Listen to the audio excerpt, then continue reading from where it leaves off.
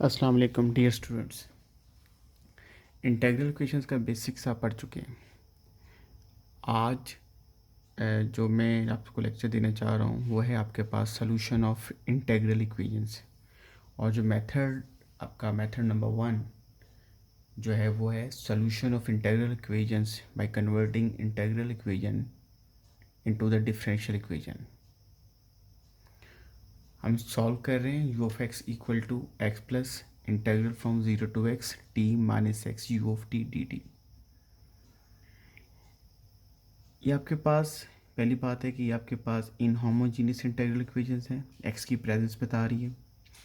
और 0 to x है, ये आपके पास जो इंटीग्रल इक्वेशंस है ये आपके पास वोल्ट्रा है।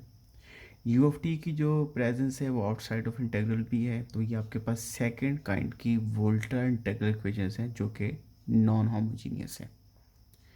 तो डिफरेंशियल इक्वेशन में कन्वर्ट करना है, इसका मतलब यही है कि हम इसको डिफ्रेंशिएट करेंगे, एक दफ़ा करेंगे या दो दफ़ा करेंगे, ये डिपेंड करता है कि हमने इंटीग्रल को वैनिश करना है। सबसे पहले डेरिवेटिव लेने से पहले मैं इसी स्टेटमेंट को रीराइट करता हूँ, सिंप्लीफाई करके लिखता हूँ, which is u of x is equal to x plus 0 to x t u of t d t minus. अब सेकंड जो इंटीग्रल होगा वो होगा एक्स यू ऑफ टी का। एक्स चूँकि कांस्टेंट ट्रीट हो रहा है तो एक्स इंटीग्रल से पहले लिखा जाएगा 0 to x u of t d t. अब हम इसको डिफ्रेंशिएट करते हैं विद रिस्पेक्ट टू एक्स, लेकिन डिफ्रेंशिएट करने से पहले आप एक रिजल्ट देख लीजिएगा, आप पढ़ चुके हैं d by d x integral from 0 to x f of t d t. इसका रिजल्ट जो होगा आपके पास क्या होगा, एफ ऑफ एक्स होगा। रिजल्ट को यूज़ करते हुए डिफरेंशिएट इंटीग्रल इक्वेशंस को हम डिफरेंशिएट करते हैं। यू ऑफ एक्स का डेरिवेटिव आपके पास क्या होगा, you prime of x. X का आपके पास क्या होगा 1। ये इंटीग्रल ऑपरेटर ख़त्म हो जाएगा, आपके पास क्या होगा एक्स यू ऑफ एक्स।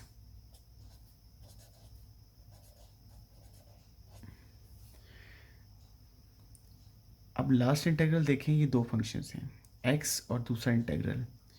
आप यहाँ पर जब डिफरेंशिएट करेंगे तो आप लगाएंगे प्रोडक्ट रूल ऑफ डेरिवेटिव। तो प्रोडक्ट रूल ऑफ डेरिवेटिव में आपके पास क्या होगा, एक्स जो होगा एज इट इज़ होगा। सेकंड को जब डिफरेंशिएट करेंगे तो आपके पास क्या होगा, यू ऑफ एक्स होगा, प्लस सेकंड आपके पास फंक्शन एज इट इज़ होगा और एक्स का डेरिवेटिव आपके पास क्या होगा 1 होगा। इसको रीराइट करता हूँ, सिंप्लीफाई करता हूँ। U prime is equal to 1 plus x u of x minus x u of x minus integral from 0 to x u of t d t. ये आपके पास सेकंड और राइट साइड पे सेकंड टर्म और third term जो होगी ये cancel हो जाएगी। यू प्राइम ऑफ एक्स आपके पास किसके इक्वल है, 1 minus 0 to x u of t d t. अब डेफिनेटली जो है इंटीग्रल वैनिश नहीं हुआ, इसको आपको एक दफ़ा फिर डिफ्रेंशिएट करना है। तो अलग एक दफ़ा फिर डिफ्रेंशिएट करेंगे तो ये आपके पास होगा you double prime of x, 1 का डेरिवेटिव आपके पास 0 और अगेन ये रिजल्ट अप्लाई होगा तो ये जो रिजल्ट ऊपर मैंने लिखा हुआ है ये आपके पास होगा negative sign u of x और आपकी डिफरेंशियल इक्वेशन बन गई जो कि होमोजीनियस है, u double prime of x plus u of x is equal to आपके पास क्या है 0। अब होमोजीनियस इक्वेशन है ये, इसको सॉल्व करने के लिए इसकी जो एक्सेलरी इक्वेशन आपके पास होगी आपके पास होगी m² + 1 = 0 और आपके पास m आपके पास होगा ± आयोटा और सोल्यूशन जो होगा वो u(x) आपके पास आएगा c1 cos x + c2 sin x। ये आपको ऑलरेडी पता है ये क्या कर रहा हूँ। अब एक बात मैं डिस्कस करना चाहूँ, ये जो सोल्यूशन है ये आपके पास बेसिकली जनरल सोल्यूशन है। आपने इसको पर्टिकुलराइज करना है। तो पर्टिकुलराइज करने के लिए आपको कंडीशन चाहिए। आपको 2 कंडीशंस चाहिए। आप C1 और C2 को कैलकुलेट कर चुके हैं। देखिए जब आप क्वेश्चन लेके चले थे तो आपकी ये स्टेटमेंट थी u(x) = x + integral from 0 to x t - x u of t dt। आपको 2 कंडीशन चाहिए। एक कंडीशन आपको स्टेटमेंट से मिलेगी और ये जो स्टेटमेंट मिलेगी, आपको जो कंडीशन मिलेगी, आप अपर और लो लिमिट को इक्वल करें, वैनिश करें। ये कब वैनिश करेगा? जब आपके पास अपर लिमिट जो होगी वो भी आपके पास क्या होगी? 0 होगी। इसका मतलब है कि आप एक कंडीशन किस पे निकालें? u(0) निकालें। u(0) आपके पास क्या होगा?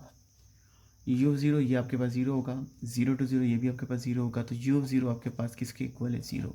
तो एक कंडीशन आपके पास आ गई, u(0) = क्या है? 0। सेकेंडली जो दूसरी कंडीशन आपको मिलेगी वो आपको मिलेगी u'(x) में। ये कंडीशन भी आपने 0 पे निकाली है क्योंकि आपने जो कंडीशन निकाली है विदाउट इंटीग्रल निकालनी है।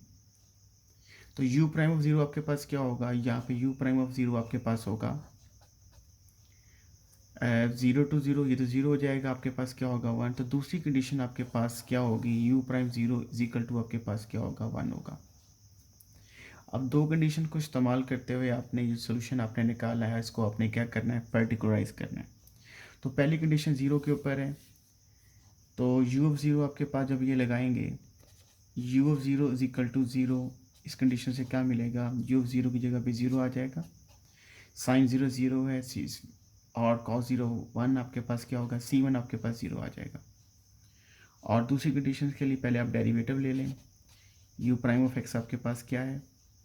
-c1 sin x + c2 cos x। आप सेकंड कंडीशन इस्तेमाल करते हैं, u'(0) आपके पास 1 के इक्वल है। इस कंडीशन से क्या होगा? u'(0) x की जगह पे 0 होगा तो यहाँ पे 1 आ जाएगा। x आपके पास 0 है, x 0 होगा तो आपके पास ये टर्म वैनिश कर जाएगी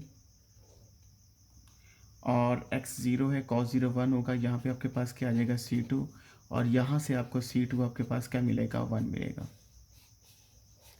आपको 2 कांस्टेंट मिल चुके हैं, c1 आपके पास 0 है और c2 आपके पास क्या है? 1 है। तो अब ये जो इक्वेशन आपने a बनाई थी इसको अगेन राइट करेंगे। u(x) आपके पास किसके इक्वल है? c1 आपके पास 0 था और c2 आपके पास 1 है, तो ये आपके पास आएगा sin x। u(x) = sin x जो है वो आपके पास इंटीग्रल इक्वेशंस का क्या है? सोल्यूशन है। अब डिफरेंट क्वेश्चंस करेंगे। इंटीग्रल इक्वेशंस को डेरिवेटिव लेने के बाद आपको homogeneous integral equation, homogeneous differential equation भी मिल सकती है और नॉन होमोजीनियस डिफरेंशियल इक्वेशन मिल सकती है। डिफरेंशियल इक्वेशन आपको सॉल्व करना आता है, इसमें कोई इशू नहीं होगा। डेफिनेटली जब नॉन होमोजीनियस होगी तो फिर आपको कॉम्प्लीमेंट्री सोल्यूशन और पर्टिकुलर सोल्यूशन दोनों निकालने पड़ेंगे, तो वो कोई इतना बड़ा इशू नहीं है। तो आप इस मेथड को देखते हुए आप आई थिंक सारे क्वेश्चन इसके कर सकते हैं। Thank you very much.